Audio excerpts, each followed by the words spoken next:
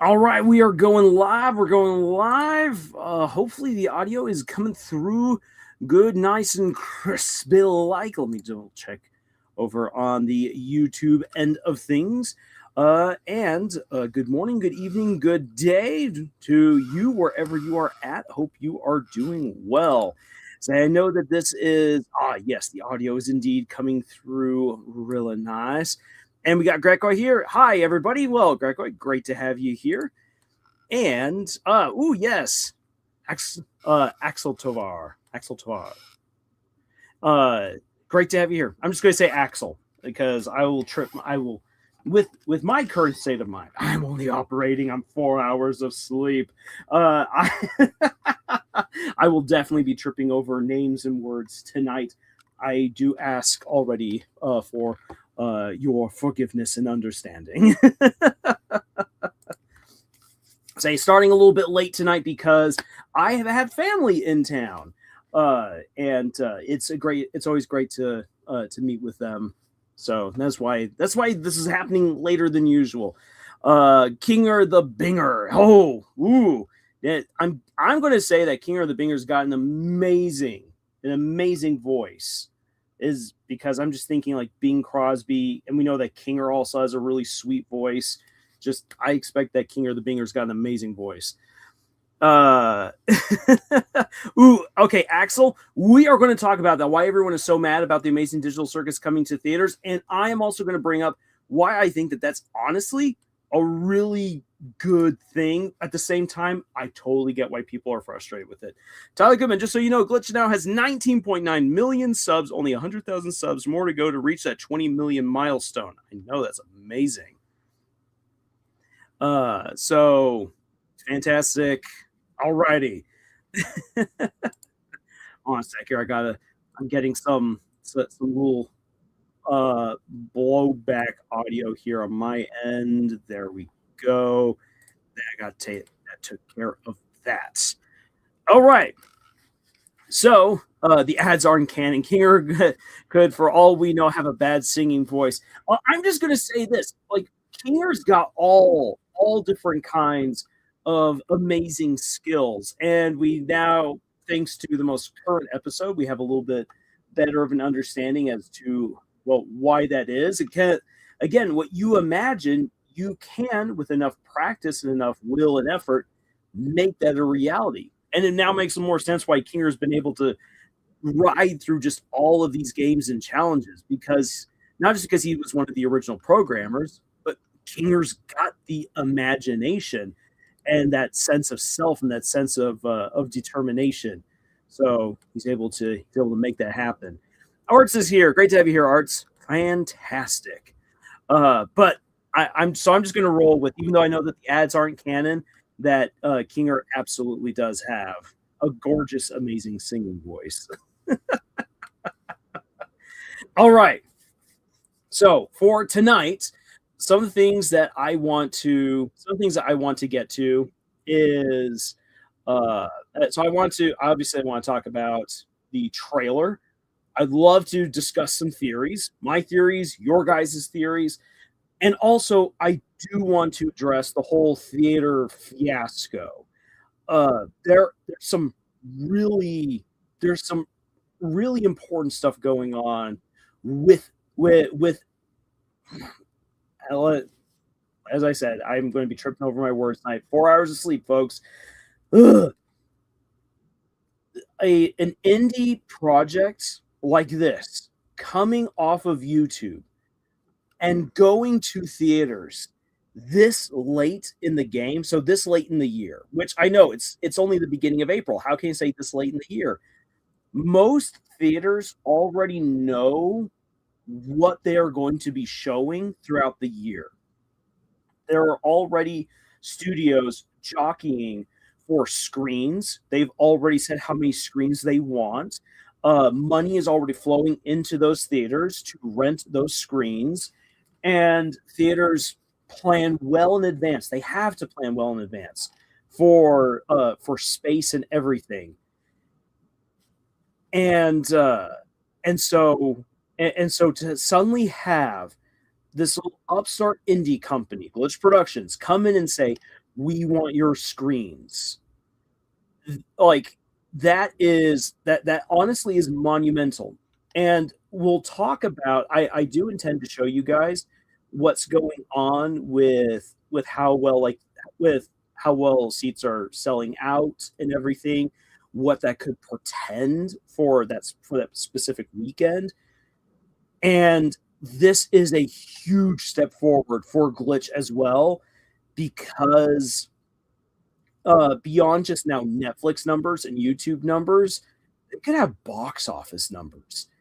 And that would be a serious game changer. And I can explain why exactly that is. ATV account, you really haven't missed anything other than me tripping over my words a little bit there at the beginning, because we're only 5 minutes in. Jax looks incredibly evil. The cover of the trailer, it's like waking up in the middle of the afternoon. King of the Finger says, I'm such a big fan, Kinger kin, and I'm into not only computer science, but also theater. Fantastic. That is awesome. Theater is cool. And then also computer science is awesome. I wish I had the brain for it. When I was in middle school, I really, really wanted to be a computer programmer. I took a computer sciences course, and it was worse than horse feathers for me. I'm like, I've got no idea what any of this is. I just stared blankly at the screen. I was like, can I play video games? Gregory says, it's better to have a theater release after the finale so people don't have to worry about being spoiled. I wonder if that was an option on the table. So, you know what? Let's, since we're here talking about it, let's bring this up. Why a theatrical release, and why a theatrical release now? I think that like let's already get that out of the way. And I do really actually want to make a video here pretty soon, diving into diving into a better explanation about what this could really portend, the real step forward that this represents for indie animation and everything. But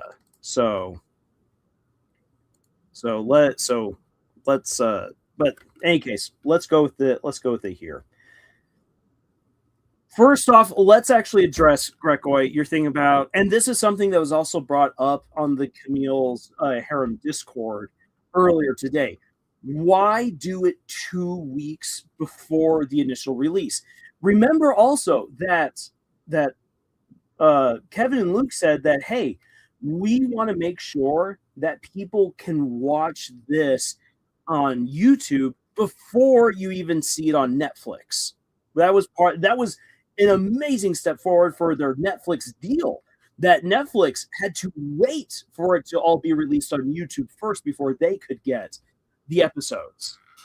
So, like, Kevin and Luke really being like, hey, look guys, YouTube, really rewarding the YouTube viewers, understanding that not everyone across the globe who has access to YouTube will have the chance to have Netflix, or in many cases also to go to the theaters. I will show you guys actually where you can go to try to get tickets to watch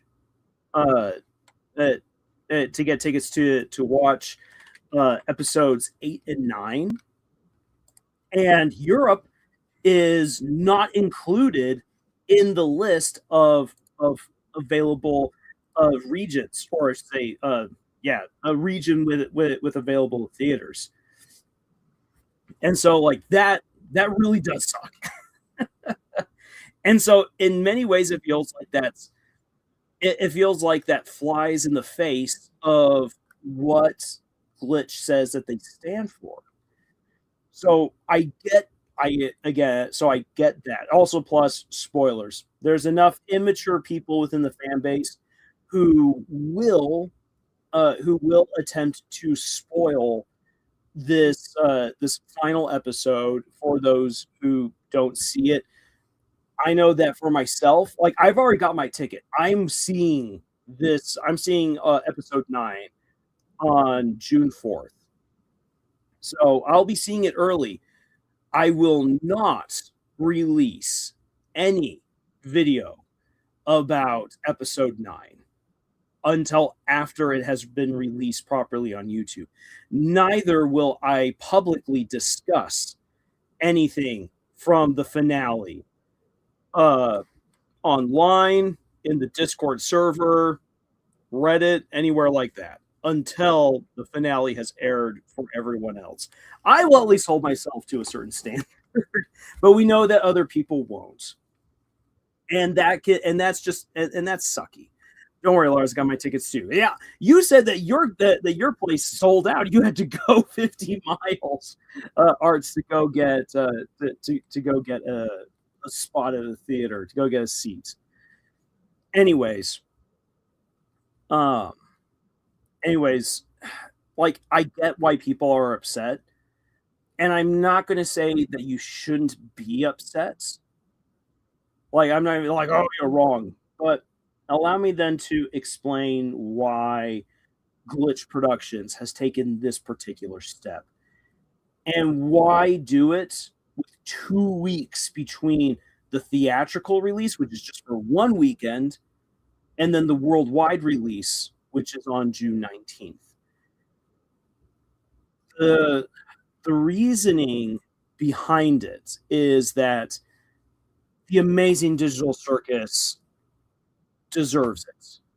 For one thing, it absolutely deserves it. For those of you who've been on some of the previous live streams I've done, I've talked about how I want to get people to go see all of the episodes in a movie theater. I can rent out an open screen, one of the smaller screens at my local Harkins, and show all of the episodes. It costs a fair bit of money. You drop a few $100 just to get the screen, and then you have to actually add on more hundreds of dollars at my local theater to go beyond 3 hours. In any case, like I've talked about how it would be absolutely great to have that theatrical experience. Glitch Productions to bow out a show that broke all expectations. This is a way of showing something just incredible, to show a real bit of respect for the story itself. And to put that into context, let's think about this here. Let's honestly think about what the amazing Digital Circus came into before it became this huge blockbuster on YouTube, pulling in hundreds of millions of views. It was being produced by Glitch Productions that was still in the middle of working on Murder Drones, which was doing well with a very respectable, like 15 million views per episode. That's nothing to sneeze at. That is really stinking good. But like you can have other like back in the heyday of PewDiePie, stuff like that would happen. And it's like, okay, it happens. It's cool. The fans love it. It's not changing or revolutionizing the world. Glitch Productions was a small company doing its own small stuff, big aspirations, having fun, being irreverent, making gritty, humorous, dark stories for ages 18 to 30 specifically. I mean, most of their shows are accessible to just about anyone, but Glitch Productions was like, hey, we are going to go after a demographic that Hollywood has come out and said does not buy movie tickets and that doesn't watch TV. No, I am not kidding. People from Hollywood and people who follow Hollywood say, yeah, kids and adults from 18 to 30 do not go to the movie theaters and they do not watch television. You will never get any money out of them. They are a black hole. Do not cater to them, which is why there are so few movies and shows dedicated to that age range of 18 to 30. There really isn't. It's either all kids or it's all very adult. But that in between of young adult is almost never touched.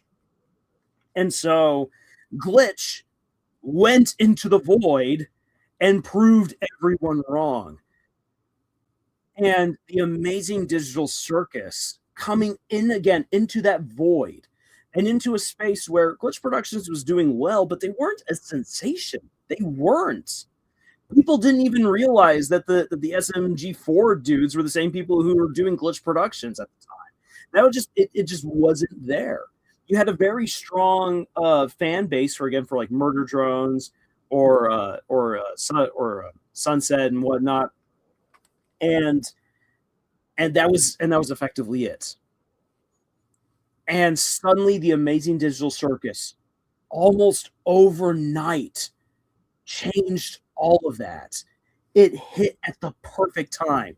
It hit with the perfect style. It just landed right.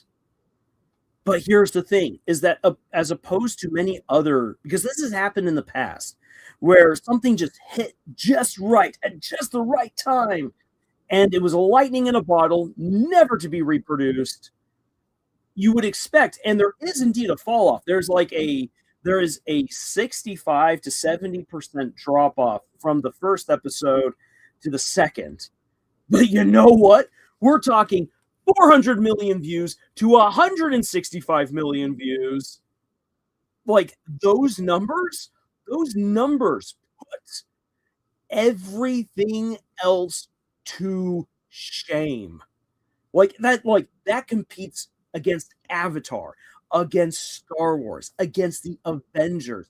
It makes the Rings of Power look like even more of a joke. You mean to tell me you spent $1 billion on a show and you couldn't even keep your 100 million viewers? You went down to below 10 million views before the first season was even done? Like that, that's a Hollywood disaster story. In comes this little Australian indie production team doing this goofy show, The Amazing Digital Circus, and it literally blows everyone else out of the water. Within the very opening months of this show, Glitch Productions, off of The Amazing Digital Circus alone, made more money than any 3 Disney movies released that year combined. And I know because I did the math. So it comes out, it's lightning in a bottle, but not only is it lightning in a bottle, it is replicated from episode 1 to Candy Carrier Chaos, to the Mystery of Mildenhall Manor, to Fast Food Masquerade, and so on. Each episode continued to do absolute blockbuster numbers with an ever increasing quality and animation. The voice acting is phenomenal. The outreach is insane. This show is so well received across the globe. Japan immediately was like, can we start having cafes? Like, here's the thing, the whole the cafe special that they did to get ready for Fast Food Masquerade, yes, that was a promotional that was definitely led by Kevin and Luke, but the Japanese were like, yes, please, because it was such a hit that the Japanese were all like, we will give you that cafe. And not only was that so popular, but other places around the globe were like, Glitch, can we also have an Amazing Digital Circus cafe, please? Because this show is so popular and everyone wants your stuff, and that just sounds like fun. It would absolutely be profitable for us if you would let us do that. Well, this is like when you begin to consider that, just that this show, according to all logic, should never have gotten this big, and yet it did. And not only did it get big, it has sustained itself over time. It is worldwide popular, with a brand all its own that transcends Glitch Productions.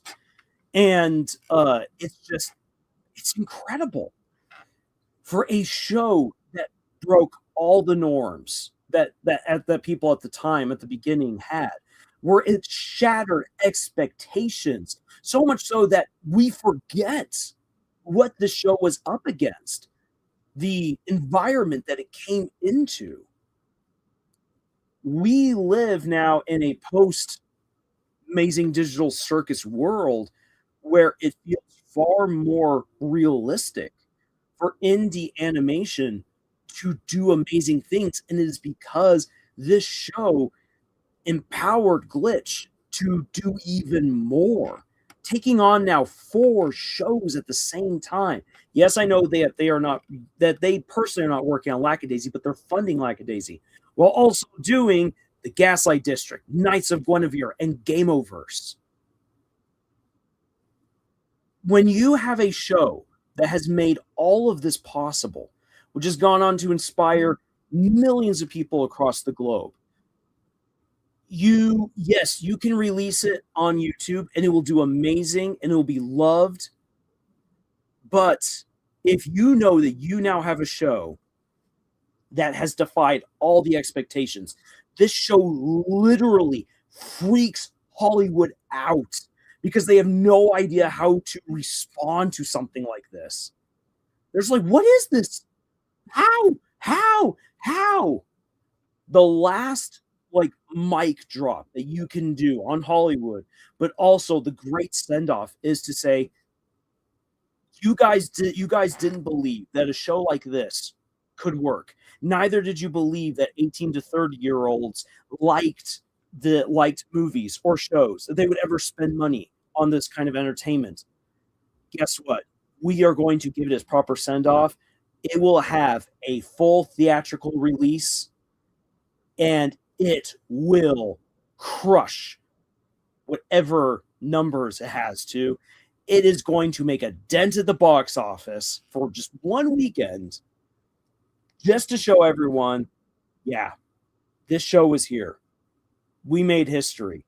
This show is history. And if you know theater culture, what it once was, and what it can still be, this is perfect. Because people are going to show up dressed up. People are going to show up. All these fans are going to show up with their theories. They're going to be waiting in line. They're going to be talking to each other. They're going to be swapping all different kinds of stuff. Swapping popcorn, swapping theories. Maybe some of them are swapping spit. Who knows? and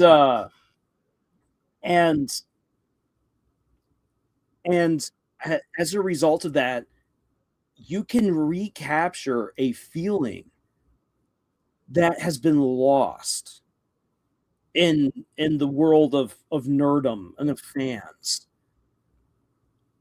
The Amazing Digital Circus has a chance for one weekend to bring that all back.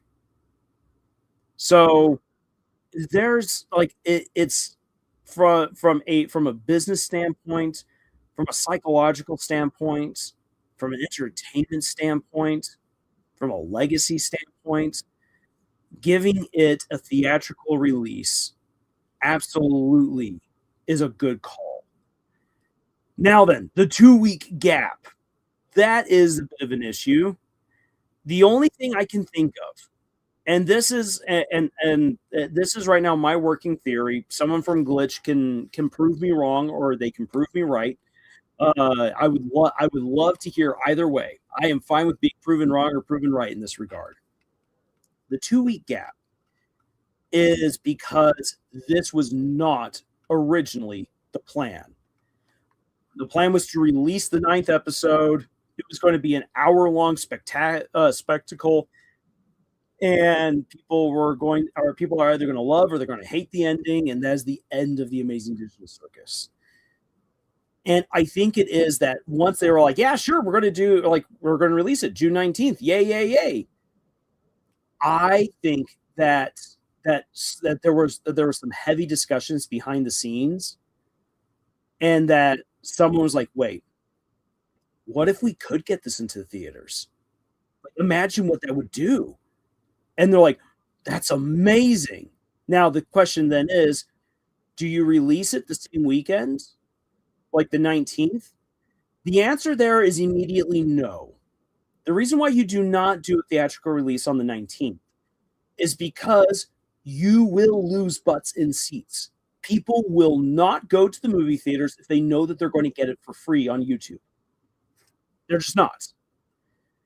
And so you do not release it that same weekend in theaters. You just don't. You're going to lose money at the box office. And they do have to pay to get those screens. They have to pay theaters to get those screens. That's an immediate loss in investment. You don't want to do that. Now then, because you know that you've got so many dedicated fans, you've got people who would absolutely love the chance to enjoy this in the theater, you make a spectacle beforehand. Say, hey, to the fans who can, to the fans who want, come early. Yeah, it probably would have been better to have only like a week's worth of difference between when this comes out and when it comes out in theaters versus when it comes out on YouTube. Now then, I guess because this is just a working theory of mine, let me already kind of have a quick look at what we've got for June 2026 theatrical releases. What do we have? Oh boy. Yes. Okay. If you want to know why? Here's your answer why. This is why it's happening on June 4th. Because Toy Story 5 releases the same weekend as the Amazing Digital Circus episode 9 releases on YouTube. You cannot compete against Toy Story 5. Disney's pouring way too much money into that. It will not work. Supergirl comes the weekend after and is going to crush whatever else is there. Going up against the Amazing Digital Circus is Masters of the Universe, which is immediately getting panned. It's already getting panned by all of the, and I'm going to use quotations here because I've got some thoughts about this, fans. That's another conversation right there. Power Ballad, no, I don't think anyone's heard of that. And Scary Movie 6, that's for basically a cult viewing. And so interestingly, Disclosure Day is the only big movie coming out in the in-between weekend where I would say you probably would want to release the Amazing Digital Circus episode 9 into theaters. That would be June 12th. And I'm just quickly having a look here. Yeah, no, June 12th, that looks as if that honestly looks as though that would have been the perfect weekend to just shoehorn it in. But again, going with my right now kind of developing theory is that because this is a far more like last minute idea of what if we could get into theaters, that means competing against all of these other movies that have all these other studios and their movies who have already reserved screens. And movie theaters are going to be feeling out saying, yeah, you know, we actually don't know if we will have space in our movie theaters just because 3 big movies, or at least 3 hopefully big movies, are going to be coming out the previous weekend. They are going to have to figure out they're going to have to figure out how many screens they might get depending on viewership. We cannot guarantee you screens. And so Glitch is like, okay, fine.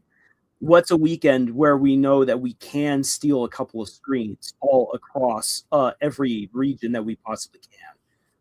And just go from there. So Fire Funtime says, it sucks because it's going to be spoiled by somebody, and it's probably going to spread like wildfire, but it's really nice knowing it's going to be in theaters. And yeah, that's the problem. We know someone's going to spoil it. And that's why it sucks. And like, I'm not going to say that people can't be upset because of that, or be upset because they know that they can't go and see it. So like, for instance, like another reason for people to be upset. Let me share my screen here. Let's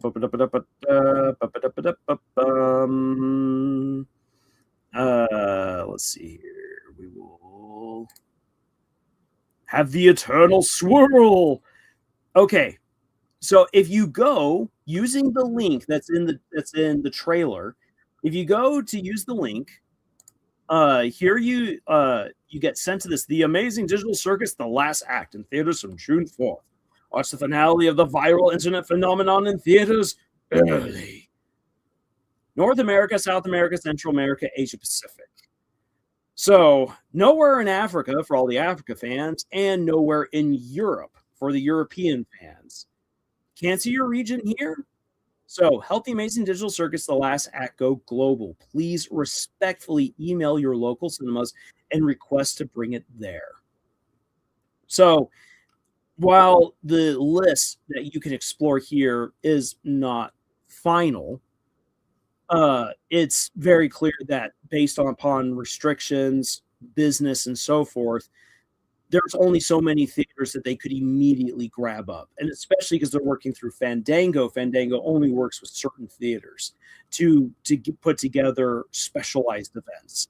Like Fandango, you can get tickets at my local Harkins through Fandango, but Fandango does not do any special events with the local Harkins, even though Harkins is superior to Cinemaplex, Century Theaters, and AMC by far.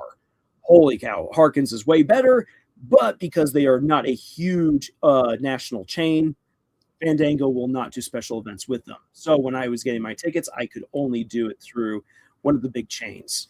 So let's say I come out here, click, I'm like, aha, Mexico coming soon. This was not up. Mexico was not up earlier when I got my tickets. This is new. This is big. This is awesome. So I'll click here on the United States. And yeah, fine. I'll accept that. So if you want to go watch this, you choose a weekend or choose a day of the weekend. I'm going to choose right here the 4th. So here is the list of all the theaters here in Arizona that I can get access to. Holy cow. The list grew. Guys, I am not kidding.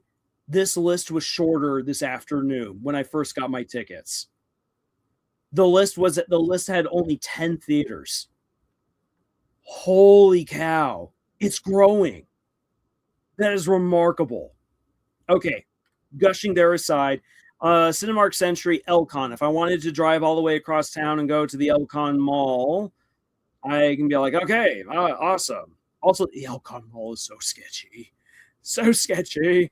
So if I click on over here, and let's see here, pull it on up. Okay, so, who are these people? Who are these people who want to have headaches? Why did you buy up the front 2 rows? In any case, it seems like there's actually a whole lot of seats still available over here at the Elcon Mall. Very, very interesting.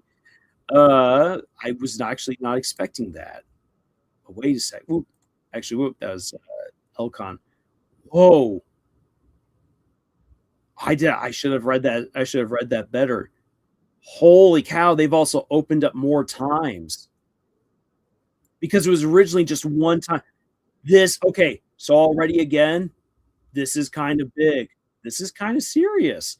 Let me hop on over to, I know when I got on today, the Elcon Mall only had one screen, and it was the 7 o'clock showing. Let's have a look at how the 7 o'clock showing is right now to get an idea. Boom, almost completely sold out. This was the original showing, almost sold out. What this tells movie theaters when you almost sell out within an hour is this is popular, people want to see it, and suddenly Elcon Mall, here's the crazy thing, guys. Elcon Mall today called up other studios and was like, yeah, we don't have many screens for you anymore. Movies are getting kicked off of their screens for the Amazing Digital Circus. Let's keep on looking here just at Elcon. Oh my gosh. Okay, that's a little bit open. So yes, this is one of the ones that was opened up later on because 7 o'clock was the original showing. There's a 9:15 showing over there now.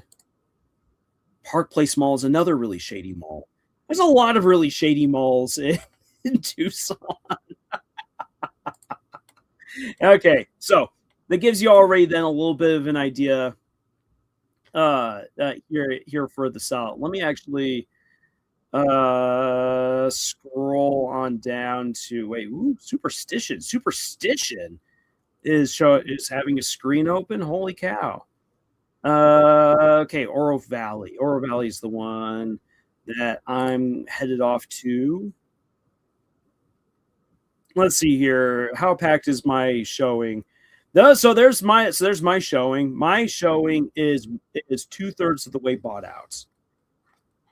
So again, that's all happened there within one day. Again, it makes sense. It makes sense why suddenly now more screens are being opened up, and then suddenly Majestic and Chandler is opening up. Regal and Gilbert is opened up. The Mesa Grand, Otoki, over out in Phoenix, Dobson. Oh, Dobson. Do not done. I avoid Dobson. Deer Valley, Arrowhead.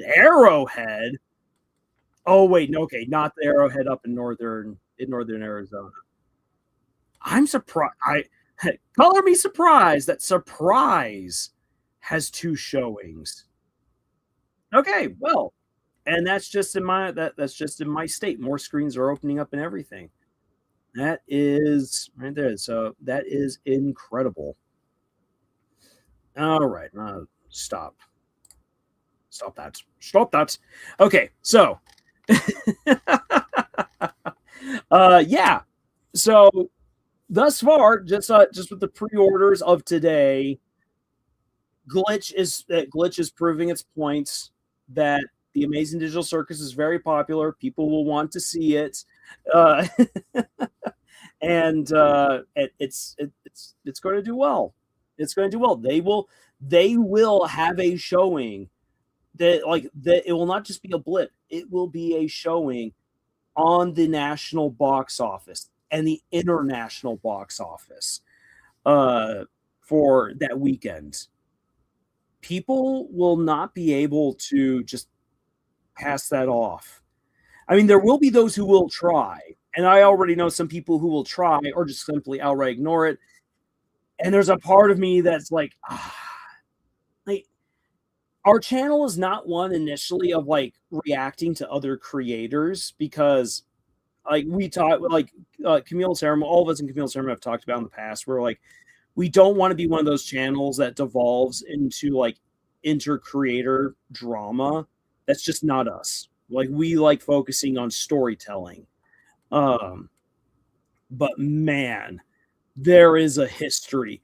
There is a history between me and so many other creators where I have tried to introduce them to the glories of Glitch Productions, and they didn't want to hear anything of it. And they readily ignore what indie animation has been doing, and it's just I really I know we said that we would avoid the drama, the inter-creator drama, but man, I really want to just be pull this forward and be guys, years ago I told you about the Amazing Digital Circus and how amazing it is and how it would change things. You all either ignored it or said it wouldn't happen. Lo and behold, I have the proof. It is irrefutable. Okay, so enough of my pedantic rambling there about the theaters and the tickets and everything. Let me try to catch up with what you guys been saying. Episode 9 alone is 1 hour. That's incredible. I'm so excited. There's also a possibility they couldn't find a slot close to the 19th, so it's probably why it had to be released 2 weeks in advance. Yeah, that's, again, I think TV count, I think it's a combination of them realizing that they couldn't, they're going up against Toy Story 5 on the 19th. There's no way, even though Toy Story is creatively falling off a cliff, there's no way that Disney has not bought out as many screens as possible. it's just not economically viable. Because Glitch wants the monies. Oh yes, they want those monies, and they know people can't stand the temptation to see the episode 2 weeks in advance. Of course, it makes business sense, but at the same time, it feels kind of lame for the fans who can't see in theaters. And again, I agree. I absolutely agree with that. People aren't going to be able to blind themselves from spoilers given today's internet age. And once again, I 100% agree. And yeah, it sucks. It sucks because there, like, in another universe, there's a happy medium where this all comes together. Where, like, let's say that they were able to have the release after the theatrical release, after the YouTube release, and be all like, guys, come see the spectacle the way it was meant to be seen. Episodes 8 and 9 with extras in the theaters. People would pay to go see that. But they're going up against Toy Story 5, the holdovers from Toy Story 5, and Supergirl the next weekend. It could not happen. It just, it sucks. And it does deserve its flowers, but I also don't think the release date was entirely their fault. That'll get they need to release more slasher fix. I get the 18 to 30 crowd easy. T-Count says, I have to admit it, Goose is a brilliant character writer, considering people are developing an unhealthy parasocial relationship with the cast. It's kind of scary. Yeah, well, that's fans for you. But no, Gooseworks is a phenomenal writer, and I'm really, really looking forward to seeing how she closes out the series, because if she can stick the ending, oh my gosh, that'll be amazing. I'll have a lot to talk about, one way or the other. It's kind of crazy when I think about it. The last show that I saw get this kind of popularity, other than Pokemon, was the original run of Power Rangers. Hey, you know what? I get that. I get that. Art also says, Jax being pushed as the final villain of the show should have been more obvious. Goose always talked about Jax being the one who deserved to be in the circus the most, if you count the circus as some sort of hell or purgatory. It's Jax is going to be a tearjerker of a character. We've already been told that, and having Jax as we know that Jax will want to stay in the circus. We're going to learn the reason why. And I think that the emotional gut punch is going to be that people are going to be left really conflicted about what to think of Jax and his ultimate redemption or demise, however it comes about. It's going to be a hard one. And Jax, in many ways now, has been set up as the foil to Pomni, which is really neat to see, because in a show like this, you don't really normally think of character foils, but Pomni and Jax are foils to each other. But not only are they foils to each other, they are friends. Though Jax tried to push Pomni away, we've talked about this at length in other live streams and videos, that Jax does care about Pomni, Pomni does care about Jax, but it's Jax who's preventing that relationship from being the healthy thing that it can be. And that comes down to something that we still don't know about him. But that, as we'll get into when we look into the teaser trailer, or I guess really is just the trailer for this episode, we've been we're basically getting told we're going to get the answer. We will have the answers by the end. TV Count says, I think people are going with the route of Jax never learned anything and is going to be the final villain talk. People are basing this on the eerie-looking Jax poster. And that's one thing that people have been pointing out. I've seen that, but also because, Gooseworks has been telegraphing that there's going to be something intense with Jax. In any case, Tiger says, I bet the Amazing Digital Circus Episode 9 will have good box office profits. I'm hoping so. Hey, guys here. Hello, Lars. Great to have you here, Guy. I'd argue Supergirl's no competition. We'll find out. But yes, a lot of people are saying that Supergirl is going to kind of just get phoned in. We'll see what happens there. Based on the synopsis of the episode, it's possible it's more like everyone loses hope and discovers the circus's past. It could be more of a emotional confrontation and reflection on the story so far, more than anything. And I like that. I like the idea of the TV account. I agree with with that prediction in many ways. Firefront says it's oh yeah, I've already got that. I just know people are going to be fueling more fire to the storm, saying they're not indie anymore because of the screening in theaters.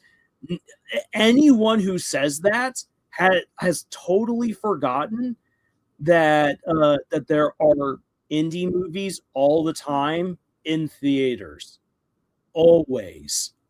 I mean, there's even awards dedicated to the indie movies that go onto the big screen. So, yeah, no, that argument doesn't hold up under scrutiny at all. Guy says it's apparent that Jax will assume. Is it apparent that Jax will assume the role of the antagonist? The art on the left is a clue, and he seems very angsty in the trailer. Waffy says, "Dude, I'm so scared." Also, hi, by the way, managed to make it. And Waffy, it's so great that you're here with us. Or says, I'd say, yeah, he looks very antagonistic in that poster. I reckon. Me and friends are planning the day. Awesome. Firefront says, checking it out. I could probably go and see in theaters in June if I wanted to. There's actually a few closed. I think tempted, but I'm not sure due to certain things. Well, if anyone can go and wishes to go and again has the ability to go, I don't begrudge you doing that. Just please, if you are someone who goes and sees the movie, goes and sees the final episode early in theaters, do not spoil it for others. Again, I will not discuss the finale until the 19th when it premieres for the whole world. Then I will talk about it. I will not talk about it beforehand. T again says, why are malls suddenly so shady? Not that they're suddenly so shady. It depends on the mall. There are some malls that just are in a weird spot of town, or that at night attract a really weird crowd. During the day, they're fine. Then at night, it's suddenly like someone started to play Beat It, and then suddenly all of like the shady characters are coming out and they're like, yeah, beat it, and you're just like, okay, I'm leaving now. This is not a music video I want to be part of. Tuggman says, I bet the Amazing Digital Circus will have an amazing box office performance. Yeah, I already got that, and I'm hoping so. Waffy says, people complaining about this on Twitter. I'm not saying it's wrong to feel upset, but you've got to understand they're actively working on it, and that's clear now. A lot of people don't realize how difficult it actually is to get a movie into theaters. Just being in the studio doesn't guarantee anything. The process of getting a film into theaters is complicated and takes time. Exactly, which is one of the reasons why I feel like this was released right now, so that way they have the time. Because you only got like 2 months. Like, this is warp speed. Trying to get your show onto the silver screen in 2 months' time. This is warp speed time. This is going to stretch the logistics that Studio Glitch has, that Glitch Productions has. It's going to be crazy on their end. I do not envy the headache that they are going to have. Art says, if all people were honorable and just, they would say a damn thing. But in today's world, we got a lot of people who suck and just want to say what happened. I know that, yeah, someone's going to come out of the theater and just scream to the world, Dumbledore died! Oh, wait, spoilers. Sorry, guys. Tuggman says, look at Regal Northtown Mall. It got full stack here. I'm impressed. That's awesome. You gonna take away my escape, my getaway? I'll show you. I'll show them all. Jax, probably. Thank you, Fathom Events. Tian says, we have to remember Goose is the master of subversion. She's pretty good at it. Waffy says, the fact that people are trying to shame others and insult them for getting tickets to the movie screening, I meant, yeah, it's bleh. People are dumb that way. Guy says, I'm afraid for Kinger. I don't know if you're familiar with the story of Cain and Abel, but the outcome could foreshadow something horrible, I feel. Yeah, though I say this is, oh man, this is where it gets interesting. Is King or Abel in this story? Because Cain's the one that got taken out as well, and Scratch was the one who initiated all of this, and Scratch is long since abstracted. There's there's a lot that we have to sort out. There's a reason why the finale is going to be an hour long. And I'm glad that we're getting an hour-long finale and not just like, oh, a two-parter, to like 2 episodes to wrap it up.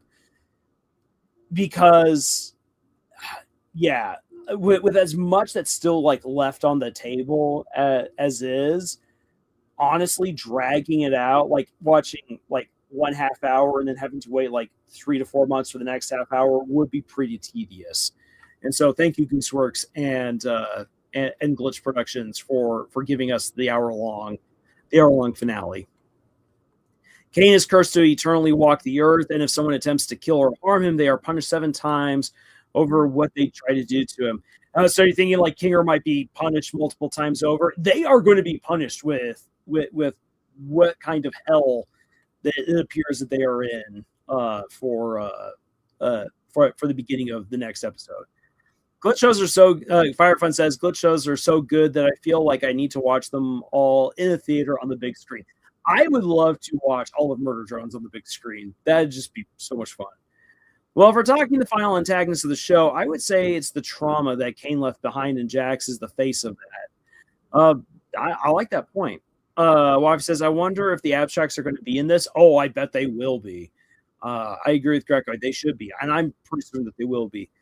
My friend says, like you said, Lars, if the pilot episode was a movie, it would be crazy. Now that we're actually getting the Amazing Digital Circus in movie form, I'm hoping Glitch can make some good money. They've already made good money. It's that the industry will be forced to admit that they've made good money. Like, I was watching a video just the other day that was very belittling of indie productions, saying that they don't really make much money. And that's true for most, I'll be honest. But yeah, that I have a whole lot to say about that video. If you guys want my anti-Marxist tirade, I will happily give it. But maybe that's not for this particular live stream. I was just like, dude, there's a lot that you don't get. It's not just the money. There's so much more that goes into art than just the money. The money's important. You need the money to continue going on. There's so much more than just the money. But yeah, no, Glitch has been making fantastic profits thanks to the Amazing Digital Circus. But it's so easy to sweep YouTube success under the rug. But if it's in the official box office, that changes things. Then TV Count says, personally, I don't think Jax wanted to stay in the circus. Well, that's kind of interesting because he did press the button that would force them all to stay there. And I think it's because Jax has yet to confront what it was that happened in the real world that he feels so guilty and afraid about. Art says they're going out on a high note with this show. Good for them, I say. I agree. I mean, like it says, so if the Amazing Digital Circus has a movie showing, would Gaslight District Knights of Guinevere or Gameoverse get one, or will we have to wait a bit first? I'm Omega. That's an excellent question. And what I'm going to say is it will depend on their success. I am already going to say this outright, and I'm sorry for the fans of Knights of Guinevere and the Gaslight District.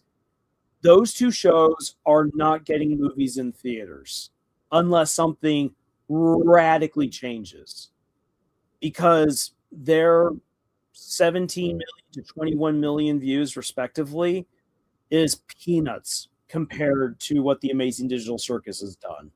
They are well-liked shows. They are well-made shows. They deserve all of the accolades that they get, at least thus far. But unless they can absolutely prove themselves amazing, it's almost not worth the investment to make movies, at least right now. We will have to see how the shows pan out. They could go that way, but as of right now, I'm going to say no. I'm actually very interested to see how Gameoverse does, because I feel like Gameoverse is unfortunately not going to get as much love as it will probably deserve, or it could blow out all of my expectations and do insanely well. I feel like Gameoverse right now is a bit of a toss-up. That could be their next really, truly big project. I would argue the Lackadaisy would probably be it, but Lackadaisy is being done by Tracy Butler and Iron Circus, and Glitch is only funding it, not directly working on it. So Lackadaisy cannot be claimed as one of their direct successes, and they're okay with that. They just want to make sure that Tracy Butler's dream got off the ground.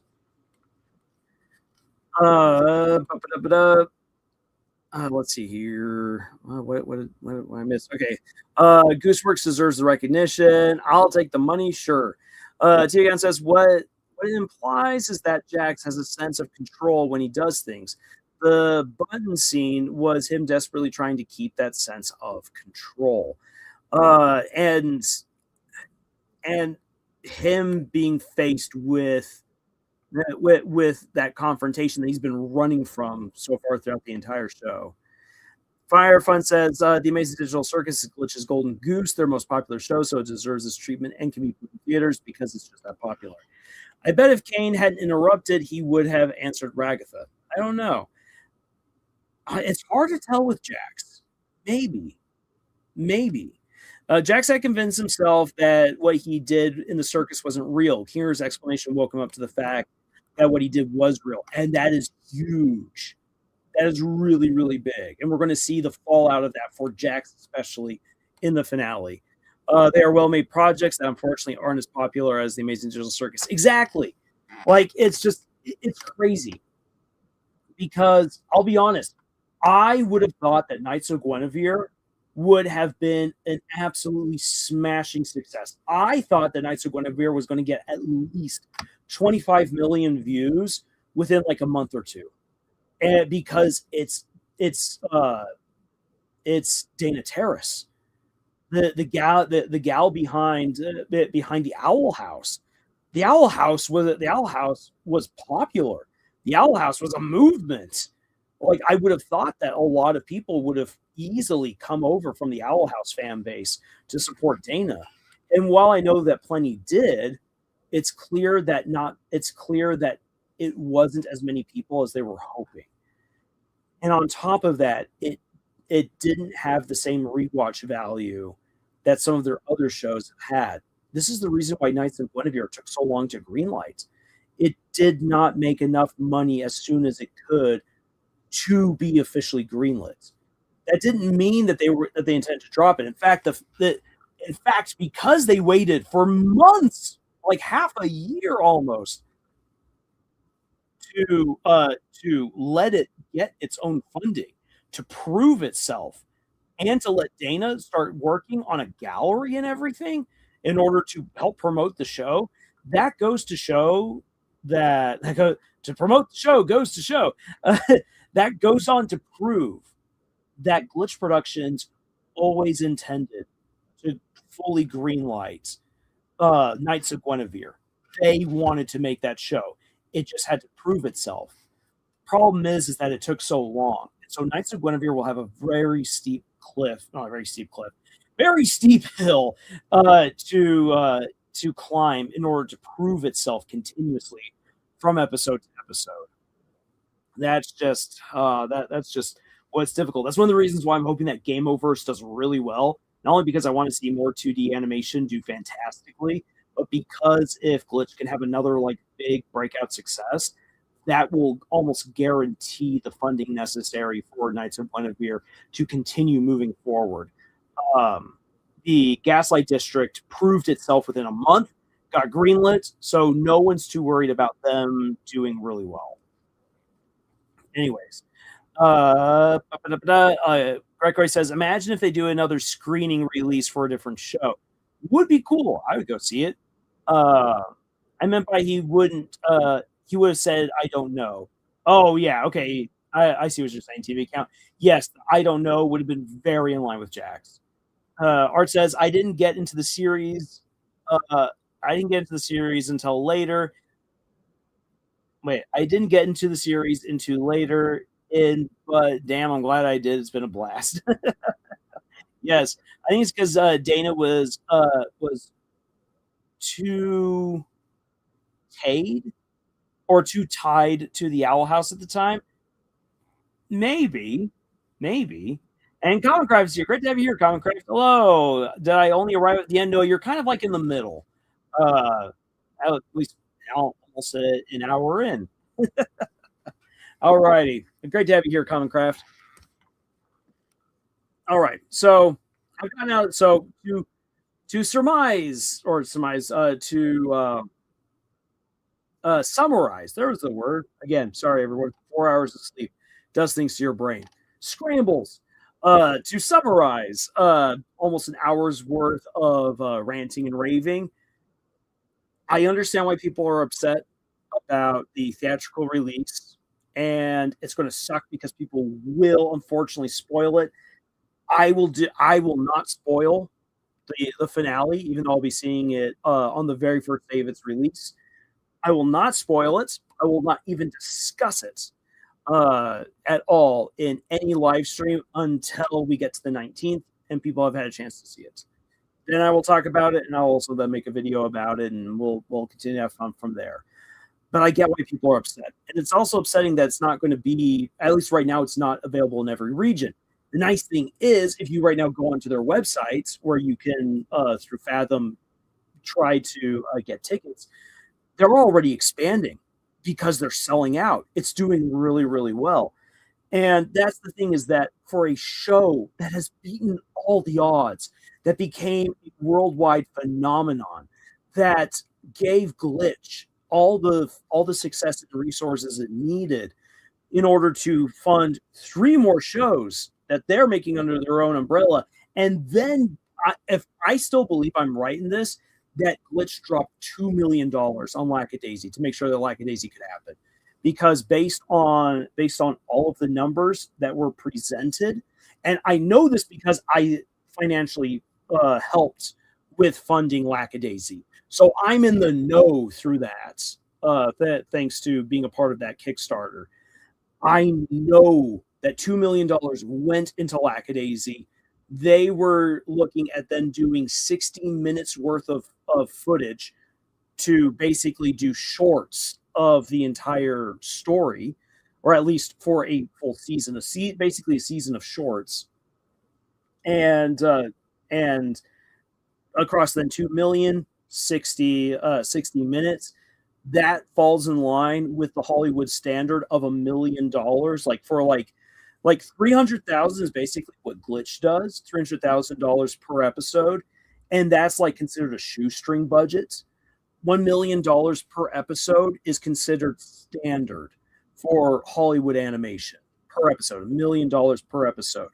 Tracy Butler and her team went for the Hollywood standard, which means that they are paying for high quality equipment and they are paying competitive wages for all of their animators. That is awesome. I love that. That's also insanely expensive. So in order then to do 6 episodes, which would then be 3 hours worth of footage, and this is what Glitch Productions has revealed. 3 hours of 3 hours of footage, that is easily $6 million. We know that there is an equal 3-way split between a streaming service, Glitch having all merchandise rights, and Tracy Butler maintaining all creative rights and control over the show, and having total 100% say in how it is made. Total control, total streaming rights, and total merchandising rights split evenly.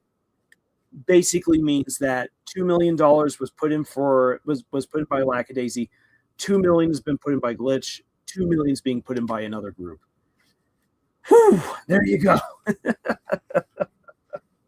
How do we even get onto this again? Money.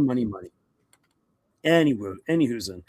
The guy says, I think it's funny because I wasn't all too impressed with the pilot of The Amazing Digital Circus and only watched the rest of the episodes out of boredom. And now here I'm excited for the finale. Sometimes that's the way it rolls. And it's great that the story grew on you. Conquer says, thank gosh. I was a bit worried when I noticed the stream hadn't started at the usual time, even if I was unavailable to watch it at one time. I'd forgotten about The Amazing Digital Circus. All this, meanwhile, Invincible is animated. Don't PowerPoint because Kirkman wants all those voice actors that cost millions, if not billions. Oh yeah. No, I have heard about the animation quality of Invincible, how it's kind of gone down a little bit.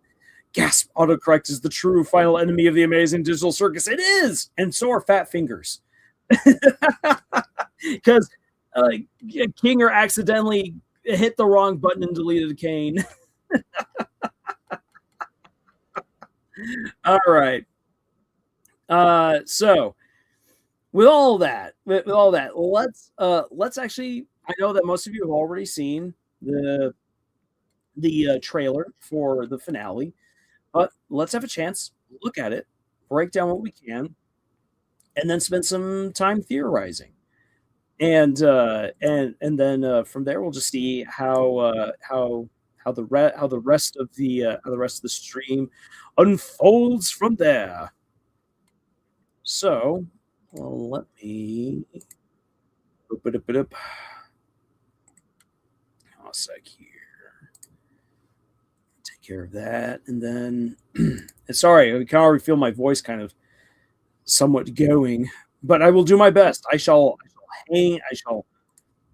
endeavor to hold out. Holding out for a hero till the end of the night. All right, here we go. Are you sure? That means... Please, Just now, we have nothing. I don't know what's gonna happen. what do we do now? I really wanted to help.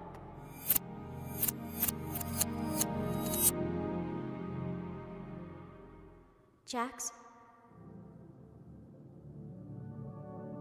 Have you ever done something that you regret?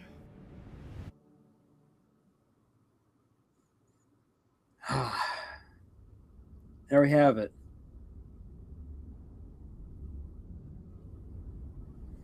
Yep, and their big announcement, and in theaters. So there it is. Not a whole lot to go on, but let's see what we can do coming on through. So we in the previous episode we watched as the circus began collapsing, turning gray, and hey, they can cuss now. For Zubul, hey Zubals, I mean you can have sex. I mean, hey. Anyways, so here we have the circus feeling abandoned at Froggy. I mean, I know I'm going to keep saying Froggy as well, even though I know it's Ribbit. But here we have just the dead circus with the voiceovers, and we are able then to get just the absolute despondency of the characters. Kinger coming back from like, I just killed Kane. Hey, ISO is here. I missed everything. What's happening? ISO, you missed the hour-long pontification about theaters. So the business of theaters, the money, and the reasonings for why the finale will be shown in theaters early, and why that's a good thing, but also acknowledging why that's a sucky thing. Yeah, but yeah, nearly 20 million subscribers for Glitch. They're doing amazing. Gomcar says, I'm worried that the idea that they are digital brain scans may come out and may be the cause of Jax's implied crash out. Oh, possibly. And a lot of random convo. Yes, a lot of random convo. A guy says, I don't know what role Ribbit will play. He looks very Remorafil? I am not getting the I am not getting the reference. I don't know. Okay. I don't know what role Ribbit will play. He looks very regretful in that scene. Okay, there we go. There we go. Now it makes sense. I didn't get to watch the trailer either. Applying for a management position at work. Hey, good luck. Hope you get it. I'll be honest. Today, I was also looking at a potential job, and then I saw the qualifications. I'm like, I have a master's degree, but I don't have a master's degree in what you guys want. Also, I don't speak Latin or any Romance language. Ich kann Deutsch. Ich kann auf Englisch und auf Deutsch sprechen, reden, unterhalten, lesen und so weiter und so fort. Aber ja, ich kann kein Spanisch, kann Lateinisch, überhaupt keine Französisch.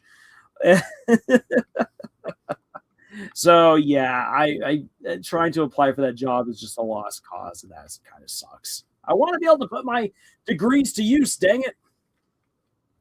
I had a horrible autocorrect battle there. Yes, you did, man. Ducking audio carrot. I'll tell you. Oh, all the hours suck. Yeah, management's hours do suck. That's the trade-off for your better pay. Conquest says the really witch glitch made at least one show that goes for longer than one season. I fear Digital Circus success may set up a bad precedent for the industry of what an animated show should be able to do or should be able to achieve with a 9-episode or less. Well, I will say this: given the fact that the later episodes are 30 minutes to an hour long for the amazing Digital Circus, chances are that like other studios would look at them and say, why don't you just do smaller episodes? It will go from story to story. But Common Craft, that is a topic that we should definitely extrapolate on in the future. Let's put a pin in that, because definitely great success sometimes spins the worst lessons for others. And that's something we need to acknowledge. Oh, I'm the only applicant, but part of me dreads it. Oof. Yeah, life changes in upper management, but I mean, if it's something that you're willing to do, and if the pay is good, it's worth it for the experience and for the pay. I'm gonna say, you know more German, don't you? Yeah.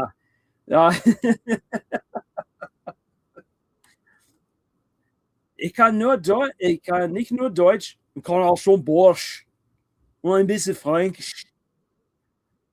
If you want to know what I just said right there, I can't just do German. I can also do Bayerisch and Fränkisch. Actually, I can probably better understand and speak Fränkisch than I can Bayerisch, because Bayerisch is crazy. And then those keep Stormok. I have lived in the land where Arnold Schwarzenegger comes from. I can tell you this: people from that region sound like Arnold Schwarzenegger, especially when they speak English. And their accent is wild. Then there's also the accent from the armpit of Austria, Kärnten. Oh, that is such a difficult dialect to understand. Anyways, coming back to the trailer here. So I just wanted to take a moment to highlight the body language of the characters here. You've got Kinger in his usual slumped position, but we know based on the ending of the previous episode that he's rattled. He's feeling defeated and lost. Kane was not supposed to die, because Kane is kind of their ticket out of there. Without a ringmaster, the circus is dead. It's just a husk. And that will be a large part of their adventure, is to try to find some kind of way of putting life back into the circus in order to create or facilitate a means of escape. Pomni is looking anxious right there. It'll probably do Pomni things to be helpful. Jax is slumped, showing his sense of defeatism. Zubul, who is usually in an animated pose, is completely neutral, which indicates how shocked Zubul is. Gangle is who is distant from Zubul, which is a change. Which is a change right there. That also conveys how Gangle has been rattled. And Ragatha, like, I know this is probably just the placement of the characters. For Ragatha, though, like her being so distant, Ragatha always likes to be in the thick of things. Ragatha is very much to the outside. Now, again, while this is probably just the placement of characters, like you could have had Ragatha next to Jax, next to Pomni, or closer to Kinger. But like here, if we're going to take, like, if we want to get symbolic right here, it goes to show that Ragatha also is feeling, it is not in the usual place where one would expect her to be, because she craves, she needs attention, and she's outside of that circle. In almost every case right here, just looking at these characters, we get the feeling that with the loss of Cain, even though Cain was an absolute monster to them at the end, by the end of the last episode, they're lost, they're broken, they don't know where to go from here. And so this one shot perfectly captures that sense of loss, how the circus has become a husk, and you don't know where you can go from here. All right, so you know Austrian? It's very easy. Anyone who knows German can also make their way in Austria. The difference, though, between speaking German in Germany or Switzerland and Austria is if you're in Switzerland or Austria, their variation of German is very different. Sometimes the grammar is wonky, the words might be very different, and the accent is very, very strong and will absolutely be a hurdle for people who are not used to the accents. Conquest says lies, but let's see. For example, let's see here. Blah, blah, blah, blah, blah. I feel like okay, so like for example, Hello Games and their game No Man's Sky had a disastrous release due to inexperience as a company and a bad contract. They managed to pivot from being scammers and repaid for their lies, but set up the precedent of releasing an overhyped, incomplete game and using the money from sales to slowly fix it and then make millions back as a viable strategy. Like Hello Games did not expect to get any money back, they just wanted to fix their game. But now companies are doing the same on purpose. After seeing it work, I worry Digital Circus may do similar for animation.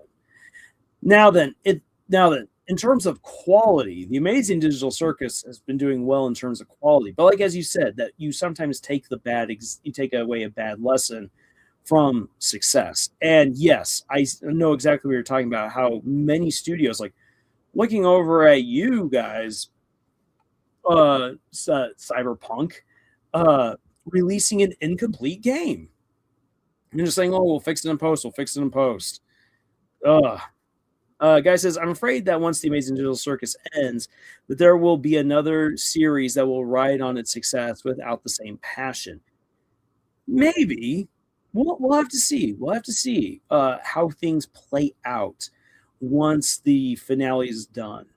And as far as like Glitch goes, we'll have to see how Gameoverse lands with its opening episode. What about Yiddish? You know what the funny thing is when it comes to Yiddish?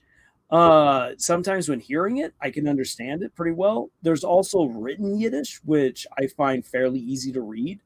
But there's other times where I've heard Yiddish and I'm like, actually, I'm totally lost now. Hey, Mimic is here. Great to have you here, Mimic. Good evening, Mr. Lars and friends. Hope everyone is doing well tonight. I'm so excited for episode 9. Things are about to get even more real, even though they already have been so far.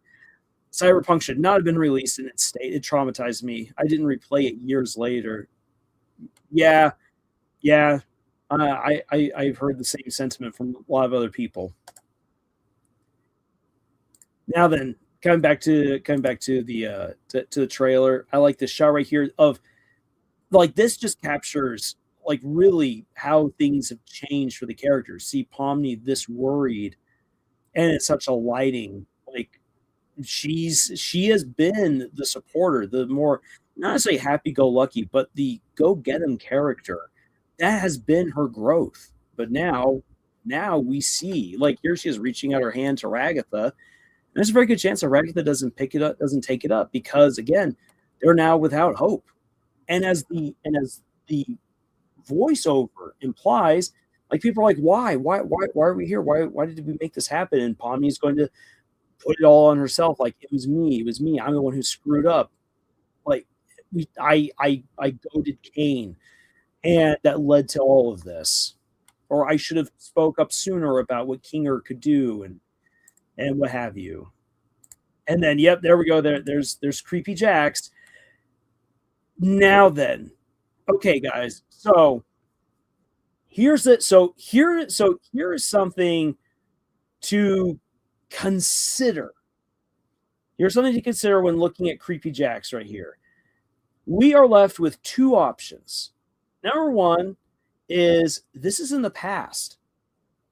Because you can see that there's color to the circus. Now, later on in the trailer, we see that color is restored in part to the circus. So this could be later on in the episode in the future, but this is very likely in the past, where we will get to see Jax do the thing that Gooseworks has hinted at was irredeemable, and that it will involve rivets or involve Kaufmo. So that's very likely what's going on here, that this is past Jax. Now, that if this is future Jax, if this is after they manage to restore some life to the circus and are able then to start working on how to escape it, I have talked about how there's a bug in the system. Now, the bug in the system very clearly was Kane. But again, think back to episode 7, where Jax was on the verge of abstracting, and there was that element, that weird pyramid thing that reached out with Ribbit's hand to touch his, and how it morphed his body as a result, before he was then poofed on over into psychedelic land. We also know, and again, I get that people are like Lars, this is just like part of the adventure. But remember how Pomni changed after being possessed looks similar to this, or the way that Ragatha saw Gangle as possessed and abstracting. These creepy, sinister, wide-eyed smiles are all something that these have in common. There is something else going on here. Like, I feel like there is indeed some weird, sinister element. But now that will only truly come out if this is future Jax and not past Jax. If this is past Jax, then we can throw my bug in the system out with Kane, since Kane was very likely the bug in the system. So those are the two things I would say we should consider when looking at this freaky image right here. Art says, I can never look at him again the same after having seen what's underneath. Yeah, that's really weird, seeing what Jax really looks like underneath. That's the real existential horror there. It just occurred to me that we may be seeing signs of the mental tweaks Kane did to Jax, or alternatively signs that Jax is being brainwashed. And that is a possibility. Guy says, I thought the irredeemable thing she was referring to was picking the blue button. I don't see the blue button as irredeemable, especially because in the next episode, the rest of the group said that they were going to move on from it, which that's not like it's so irredeemable. It's more like, yeah, that was bad, that happened, and we're not going to dwell on it. Some of us might forgive you, some of us might not, but you know what? We're not going to hold that against you. If it was irredeemable, it would be something like, we can never trust Jax again. We can never work with Jax again because of what we now know. So the button, I don't think the button is that irredeemable thing.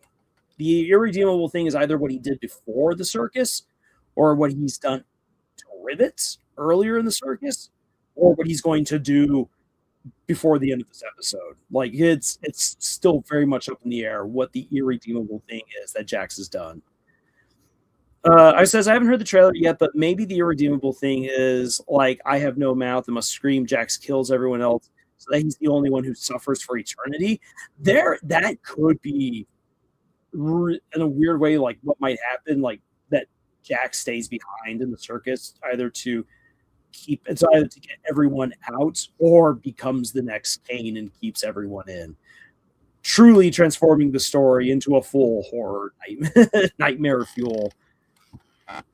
Colin Card says, I personally still want to see anything come up of the conversation, something akin to an able AI did in fact exist. It feels like it should come up.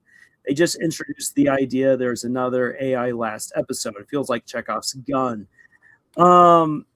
So as far as the previous AI goes, yeah, but I would say that the last episode didn't necessarily like introduce anything new. Instead, it took what you should have already been observing and contextualized it. We now know that the weirdness that we've been seeing is thanks to another AI having been consumed. And that is still something that will have to be dealt with, very, very likely.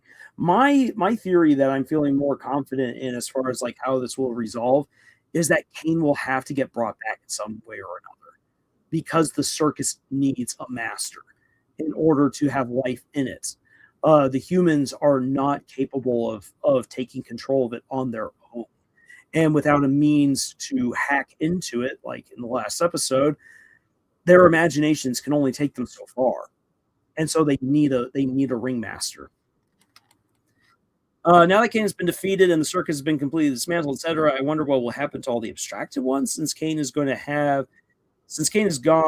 have they all been unabstracted? I don't think they've been unabstracted. I think they're going to get set loose. Then Gooseworks said that the Digital Circus is more optimistic than I Have No Mouth. That's kind of what I guessed as well. I don't think I'll end like Inhumans, or I'll never not Inhumans. I Have No Mouth and I Must Scream. Yeah, it will probably end very differently because I Have No Mouth and I Must Scream is a bit of a downer at the end, to put it lightly. I hope that the Amazing Digital Circus will have a prequel series. That would be cool. I don't think it's going to happen, especially after all of the crud that the fans have put Gooseworks through. I don't think that she's really excited to jump into her next project just yet. And I think that she's going to distance herself from the Amazing Digital Circus for just a little bit. Sad to say, but I think that's what's going to happen. Conquer says, I think the blue button was supposed to be the irredeemable thing because Gooseworks thought all the fans would blame Jax and never forgive him for that. I don't think so. Because again, that the characters, here's the thing. The characters guide the story. Any good story is guided by the characters, not by the plots. If the plot was demanding that Jax be punished for the blue button incident, which in the end was always going to be a lie, Kane had no way of punting them out, at least as far as we know, and was never going to let them escape. So the blue button was just a red herring. And the story treats it as a red herring. And again, the characters do not blame, or I say they don't hold a grudge or blame against him beyond just that initial argument. And that was one of the very pleasantly surprising aspects of the last episode was how quickly they rebounded from it, which is why you then get that glorious juxtaposition of Kane losing it as all of the humans who you expect would lose it actually rebound and rally and are ready to come to terms with the circus. But Kane just took it all the wrong way. And that's what then led to the confrontation. Zubo was willing to forgive Jax and called him one of their own. Exactly. Maybe Jax is AI. That'd be crazy.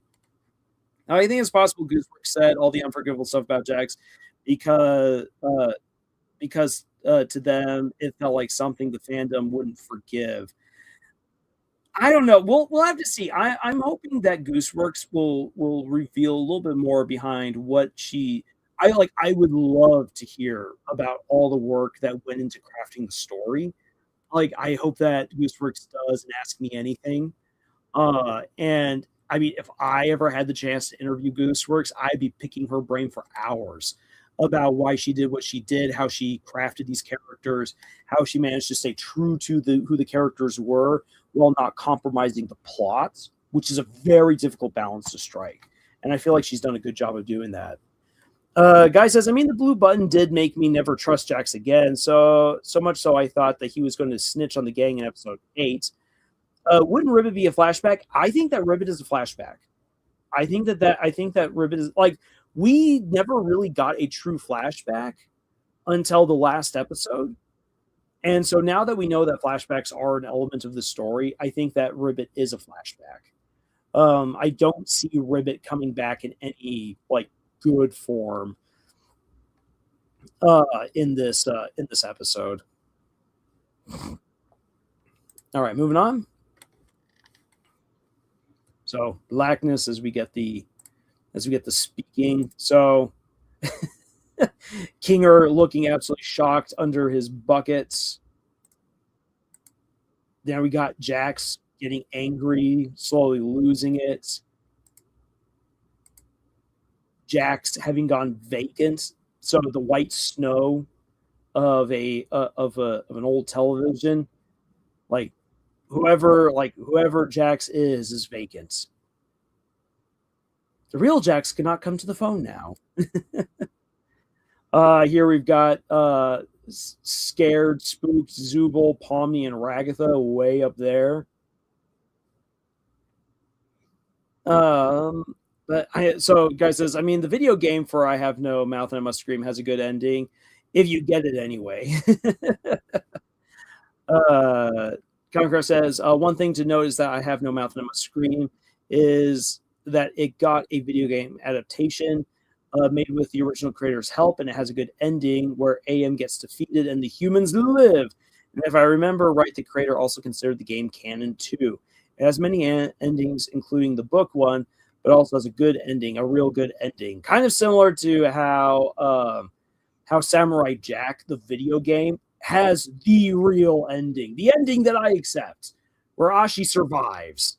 Because that was a messed up thing to do to Jack after so many centuries to kill her at the very end. That sucked. Guy says, maybe it's a message on the extent of tolerance. I see the Amazing Digital Circus as a metaphor for living a boring and mediocre life and the behavior that's tolerated for the sake of company. And Guy, I like the interpretation. The way that I've seen the Amazing Digital Circus since the beginning is how it shows existential crises, how they take on all different kinds of forms for various people. Everyone in the circus has a crisis, a personal crisis that they're working through. And it's not just the circus, but it's something about them, their own history, their own actions.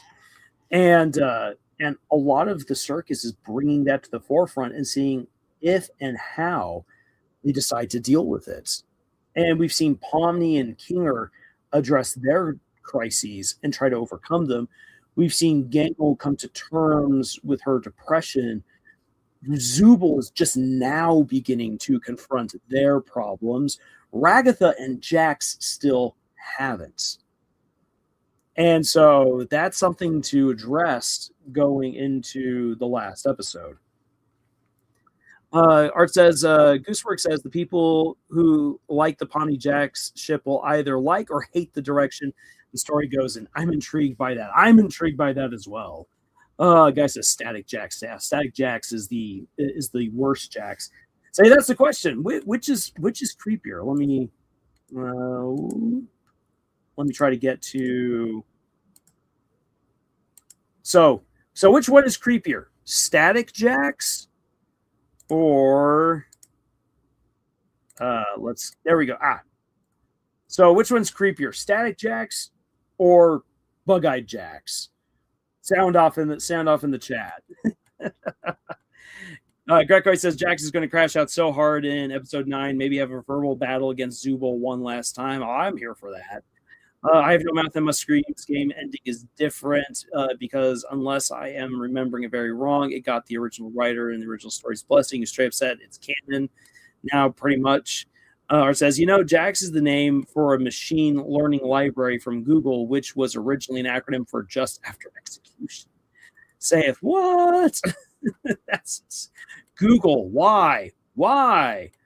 So Gregory says that the Bug-Eyed Jax is much creepier. Yeah, Bug-Eyed Jax is like a character I would expect to run into in the Twilight Zone or in X-Files. Oh, here we got. Let me go back. So we got shocked, scared Jax right here. Yeah, thinking of X-Files. Do do do do do. Crying Pomni, which became the thumbnail for this live stream. Bummed out Ragatha. We've seen bummed out Ragatha before, but like we now have a better understanding of what we're getting into now with this. Covecraft also says Bug-Eyed Jax is creepier. freak out Zubul. All right. And so again, color. Like you get like this could either be in the past or could be in the future. Right now, I'm more inclined to believe that this is part of the flashback. Although seeing Gangle in full color and getting other color around her does kind of suggest that we are going to see the circus revived in some kind of way. So that could be Jax in the future. But anyway, that's just something to right now to play around with. This doesn't seem to be necessarily despondent Pomni, but more just like, well, things are happening kind of Pomni. Also, it looks like the floor's missing to a certain extent. Just like a nightmare for me. Jax crashing out at the beginning of the episode. This is very clearly a beginning of the episode dynamic right there. And then here we have the passage of time. So this is either indicative of how the circus is broken, or this could be part of the circus being revitalized, seeing as time passes and the stars fly, which is usually an indicator of the passage of time. But because it's the amazing digital circus, it could also just mean everything's broken, guys. Guys, that Static Jax to me is scarier in the sense of I don't know why he's like that. We know why Jax has that spurious smile and exaggerated eyes, but not why he's suddenly so static, which is one of the reasons why Static Jax is really creepy, because we really just don't know. Nick says, speaking of X-Files, did you guys see the Artemis 2 land today? It was so cool, and I'm glad that all the astronauts came back safely. I did get to see the landing. I watched it live, and that was pretty cool. Rip Moon and Sun. Moon is my favorite. The Moon, the poor Moon. She never got her chance. She shot her shot, but it didn't work. Or says, I can see Kane's ghost saying, "Well, you got rid of me. Can't you people just be happy?" Yeah, exactly.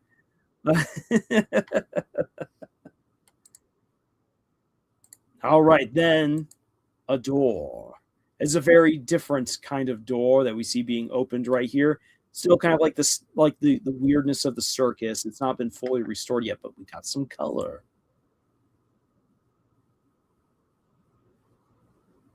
And then the voiceovers. And so there we have, there you got Ribbit. And you can tell, whoop, let's get, so right here at the very bottom is Jax,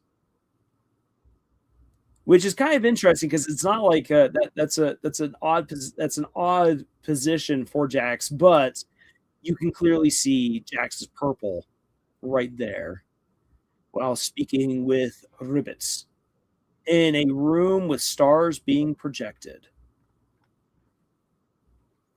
I guess I wonder if Kane's other creations will remain. Will the adventures he made prior have a role? Probably. Don't you mean Froggy? Yes, Froggy. Froggy Ribbit, Ribbit Froggy. So, yeah. I really wanted to help.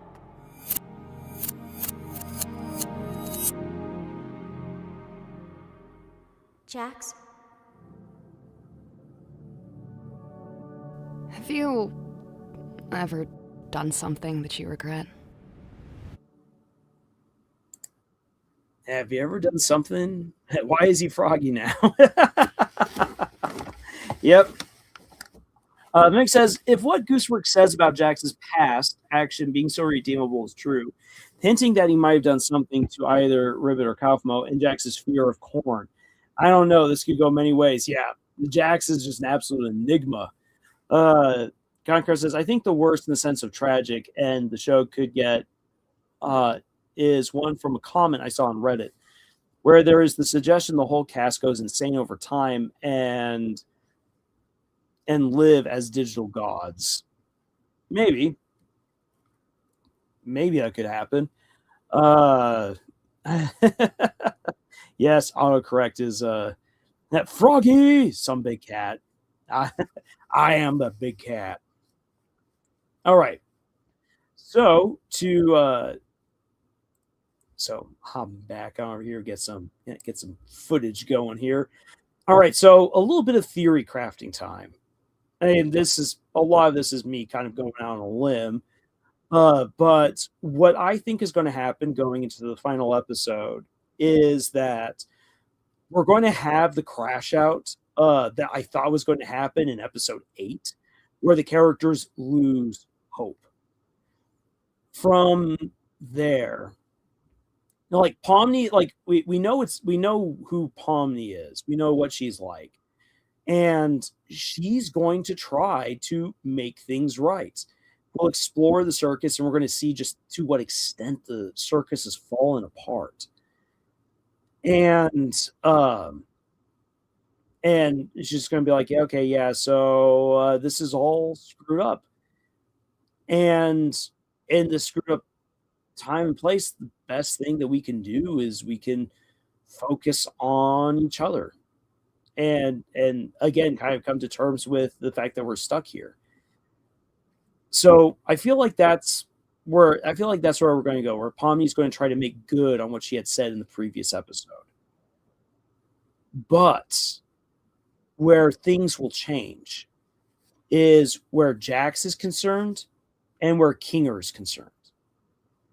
So I think that Pomni is really going to explore what happened with Ragatha, and we're finally going to get some good backstory and character development for Ragatha. Meanwhile, Jax is going to go missing, and Jax is going to like break and wig out and become an enemy that they have to deal with. Kinger is going to go looking for those who abstracted and see if with how the circus has kind of come apart, if there isn't a way to save them.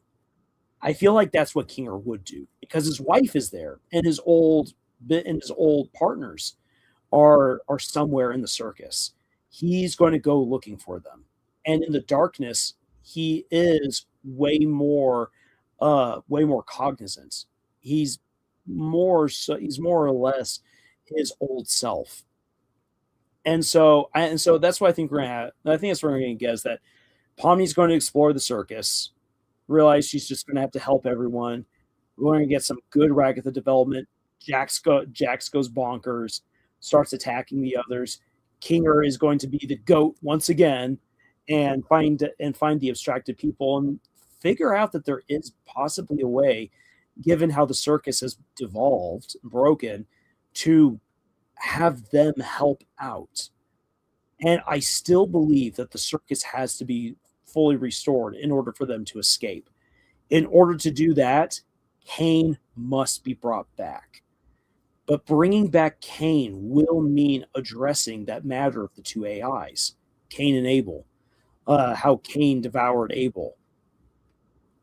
And I don't know exactly how you play that one out. I mean, I know ways that I might want to do something with it, but to be all honest, that's probably way more than what even an hour's time could possibly handle. So we'll have to see how Gooseworks handles that. But I definitely see Cain being brought back and then finally having to reconcile with Cain and help Cain to find the purpose that he's been looking for, and to know that it's not in holding the humans hostage, but rather giving the humans what they need in that moment. If he wants to be helpful, if he wants to fulfill his function, that's what he's got to do. He cannot be in control, but he's got to serve. And so, like, I could see that being the case. Maybe that's a little too altruistic for the Amazing Digital Circus, but that's right now my current working theory.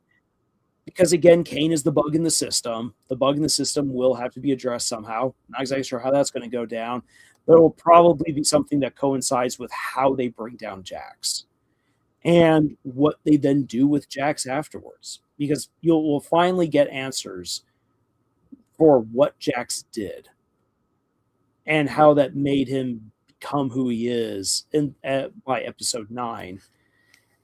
And yeah, the question is, well, what do you do with Jax? And the more I think about it, I think the more likely it is that Jax will remain stuck in the circus. I think that that's where he will end up being. So those are my general theories, just based off what we see there in the trailer and based off of the events of episode 8. Guy says, I did consider a possible ending where they just lose so much hope that they install another AI to replace Kane. I don't think that'll be it, but it's such a downer, sort of like a relapse. Yeah, but again, in the spirit of the show, something that could happen. I says, if I'm being honest, I have no idea how it could possibly manage this sort of ending. Yeah, it's there's a lot, and again, Gooseworks has done a great job of going in the direction that she wants to go with her characters, her world, her themes. Say with my interpretation of how like every character is going through their own existential crisis. The lesson from all the different episodes is not that there's necessarily a solution, but rather that there is a way of making it work. Because for anyone who's been caught in a really rough place, like if you've got mental health issues, like Gangle and Kinger, and to a certain extent Zubul, if you are ashamed of your past, if you've been broken by the things that have happened, such as like with Ragatha and Jax, if you're like Pomni and just feel lost or stagnant or just without purpose, or if you're like King, or if you're like Kane and you don't, and you're just like, like, what am I doing with my life? Those are all different things that are very difficult to find a good answer for. There's no one universal answer. Those answers are all individual. And while there are individual answers that are had for certain characters throughout the show, because the show is trying to explore what it means to go through an existential crisis and how to manage it, that's where we've gotten Kinger's very broad but very useful advice, which has then been put into practice by both him and by Pomni, which is make good relationships, treasure your time with others, better yourself. And by doing those things, that doesn't fix the problem, but it makes it manageable and it makes your life far more enjoyable. Life isn't about running away. If your life is about running away from your problems, your life is not a happy one. But if you think that life is about solving all your problems, then you'll always be happy. The problem is that life will always throw you another curveball. There's always another problem. Once you fix one problem, another one pops up. Life is just a lifetime homeowner or boat owner. But it's about what you do. It's about the people that you surround yourself with. It's about finding the happiness. It's about finding the happiness that you can and making the happiness that you can, rather than just simply trying to solve everything and put it behind you, because life doesn't work that way.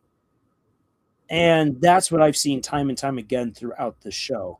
And that's, I think, one of the brilliant aspects of the Amazing Digital Circus, is that underneath all of the funny animation, the jokes, the character interactions, the lore, are some very powerful and nuanced life lessons. All right, let me see here. Guy says, I'm confident in Gooseworks' writing. She is very competent in telling the story so far, so we'll see how she is at a conclusion. The conclusions are the hardest things next to opening a story. Opening and closing are the hardest. Gooseworks did a good job with the opening for the Amazing Digital Circus. Let's see how she does with the conclusion. I'm excited to see what she does, because she has proven herself a really good writer. So don't let me down, Gooseworks. Based on how Gooseworks talked about the show and how Kinger reacted to Pomni mentioning a way to escape, suggests that true escape from the computer is straight up physically impossible. My closest thing would be like a comment I saw where they propose that the cast escapes, but it turns out just another layer to the circus that was made by accident, and maybe only Jax, perhaps Kinger, is aware of the truth, which is why Kinger would go looking for the abstracts. not just for Queenie, but for Scratch. Because Scratch was the original programmer. Scratch has the answers. And so, even though, and that's the interesting because Scratch was also trapped in the circus. But remember that their memories have been messed around with, and that Kane messed around with Scratch and caused him to abstract. And so that is something to consider. Then Nick says, I kind of feel like I have an idea of what Jax might have possibly done in the past that may have involved a corn. I don't think I'm comfortable mentioning it on here. I really hope I'm wrong. Cornhole. And did you seriously, Gooseworks would seriously add something like that to the Digital Circus finale of all things? It's Gooseworks. Gooseworks can do whatever she wants. And I mean, let's just say this. Remember when Zubul just suddenly dropped the whole, well, I want to have sex. And it got bleeped out, and suddenly every other character was like, wait, what? It's like, wait, the show is actually going to address this kind of stuff. Do not underestimate what Gooseworks might suddenly drop on us. I remember interpreting Kane as the super ego and Bubble as the id of the circus. I like that. That's a good interpretation. But yeah, so those are some of my thoughts, some of my interpretations for theories for the show and where I think it's going to go. Ultimately, I think that we're going to be taken on a really crazy ride, and I'm here for it. Comcraft says a personal theory I had that I may use for a fanfic involving Scratch is that abstraction is that it is something Scratch invented and comes naturally to him, but once it happened to him, others were ... There's an interesting idea here. I would say, don't worry, Mimic. Though, always consider what am I putting out there into the universe? How my words be received? Conquest says, that can happen and accidentally conjure abstractions when they despair too much because that is what they think should happen. That's possible. That's an interesting theory. Gregor's like, I'm not comfortable, so you're fine. And that's always one of the things. Whenever you put stuff out there to the universe, you have to think okay, how will people take this? But also realize that there's some people you just will not win over. When I last week when we were talking about how there's all these people who are all like, hey, I want to have a good Christian romance, but with no hand holding or kissing, because that is of the devil. And you're like, wait a second, but romance, no kissing or hand holding, of the devil. Not in my good Christian household. And it's just like, okay, there's no winning with you people. What you want is two adults to look at each other fondly in the eyes, that with their hearts hammering, their eyelids blinking. I love you too. And then fade to black. Well, what do? You shall not contemplate what happened when they faded to black. No. Man. In any case, oof. Like I said, I can feel my voice going a little bit. And also, again, 4 hours of sleep. No kissing or hand holding here, dear God, how promiscuous. Exactly. When I come across stuff like that, I'm like, why? Hey, on that note, I have finished watching all the episodes for the Pendragon Cycle. I will have I will try to slap together a review for episodes 5 through 6. I will say this: episode 6 of the Pendragon Cycle was actually good. It was good. I will admit it. There's no shame in saying when something is good when it was actually good. Episode 6 of the Pendragon Cycle was good. Episode 5 was bad. Episode 7, which was the finale, was bad. So it's like, oh man, you guys did really well with one episode. Why couldn't you have just done that across all 7 episodes, and this would have been a good show? You're wonderfully hilarious, Mr. Lars. Well, thank you. So actually, I'll read for you guys. Read for you guys a little bit. Prudes, what are they missing out on? Huh? So let me actually quickly read for you guys a segment that I recorded today for an upcoming analysis video.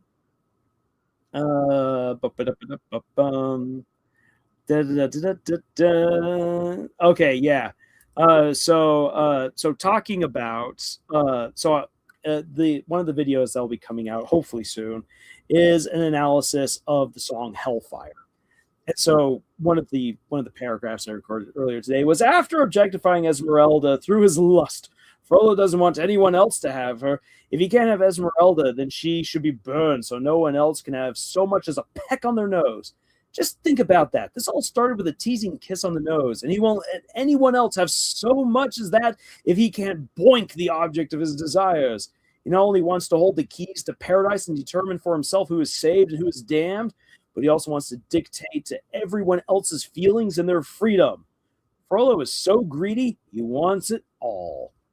And I actually get a little bit more boinkalicious with some of the stuff where I'm just like, I am going to drag Frollo and his weird middle school rant through the coals, by golly. Conocraft says, in my fanfic idea, it would mean Scratch is still aware and able of thinking semi-coherently, but stayed in the cellar out of guilt for bringing abstractions to the circus, his personal penance. That's a cool idea, Conocraft. I like that story idea. All right, so I gotta say it like I toned a little bit. I love Hellfire. The feelings behind it are intense. It is so gorgeously done. John Jay did funny thing. John Jay, the voice actor for Frollo, who also did the singing voice for Frollo, was really scared of doing that song because he was not a trained singer, and he was really afraid that he would botch it, which is crazy because it's one of the best Disney villain songs ever done. He did an amazing job. The animation is great. I also have no idea why no one else realizes that all the guys in red are the Inquisition. All right, or more precisely, the Spanish Inquisition. Like everyone else is like, oh yeah, it's just a bunch of priests. I'm like, it's not just priests. It's the Spanish Inquisition. It's the Inquisition, which works for Frollo because Frollo is a man who never gives anyone the benefit of the doubt, who does not forgive other people unless he can extract some sort of like penance out of them because he enjoys watching other people suffer. For a man with that kind of a warped mentality, for his own guilt would take on the form of the Inquisition, who never showed any, well, at least stereotypically never showed any sort of clemency or mercy towards their victims. It was, you did wrong, therefore you will suffer. Hellfire is such a marvelous villain song, one of Disney's best. Absolutely is. All right, then I'll be sure not to go too overboard with some of my theories in the future. Well, maybe there are times and places to go overboard with those theories, by all means. In any case, like I was trying to say earlier, I can definitely feel my voice going a little bit. Also, guys, it's been a long day, and I need to make sure that I get rest. So I'm going to start wrapping it up here. There will be tomorrow, for those of you who are interested in getting some anime reviews and analyses. Scott just sent for me to upload a special video that he did for my villainous observation log. This is a hilarious, precious story of a bored prince who doesn't realize that he's in an Otome game, and the person who's been isekai'd into the game ends up being his fiance, and is like, yeah, I'm going to be the villainous, and so he goes out of his way to try to save the villainous, and it's just absolutely hilarious. It's so good. And then the guy says, "It's always a pleasure. It was a pleasure as always, Lars. Until the next time." Yeah. Curse you autocorrect. Yeah, autocorrect sucks. Autocorrect absolutely sucks.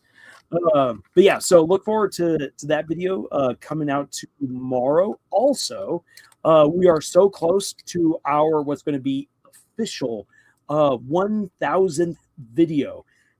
Technically, we've actually already hit 1,000 videos, but that includes videos that have like been taken down, have been blocked. Plus, also YouTube is really kind of weird with what it counts. So like our video count has kind of been all over the place. So we actually took the lowest count, the lowest official count from YouTube, and so okay, that gives us 18 videos to go until we get there, which means that in 8 videos time we will have hit our official 1,000th video. And I hope that you guys are looking forward to that, because we're going to have as many of the harem there as possible for some fun discussions. So please keep an eye out for that. And yeah, it's going to be a great time. But until then, all, thank you so much for joining me tonight for the breakdown of the trailers, some theory crafting, talking about the show coming to theaters and everything. There's just so much to talk about in regards to all of this. And yeah, I'll have more to say when I get my voice back. So everyone, again, thank you so much for joining me. And until the next video, y'all, tschüss.